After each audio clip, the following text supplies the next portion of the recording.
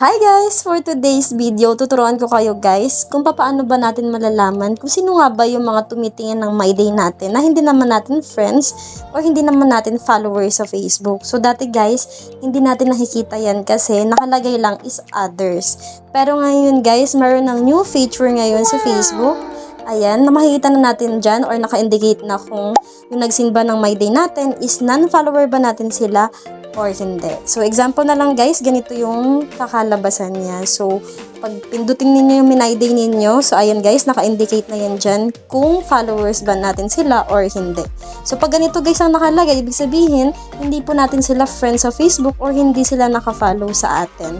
Pero kung wala naman po nakalagay na ganyan, ibig sabihin po nun, friends po natin sila sa Facebook or di kaya naka-follow sila.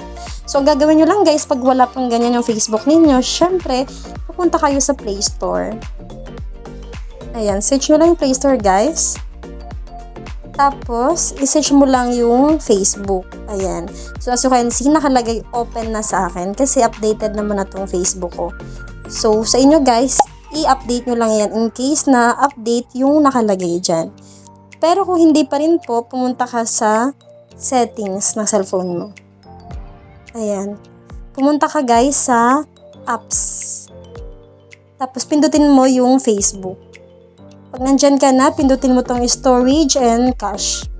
Tapos, pindutin mo tong clear storage, tapos clear cache. So, ayun na guys.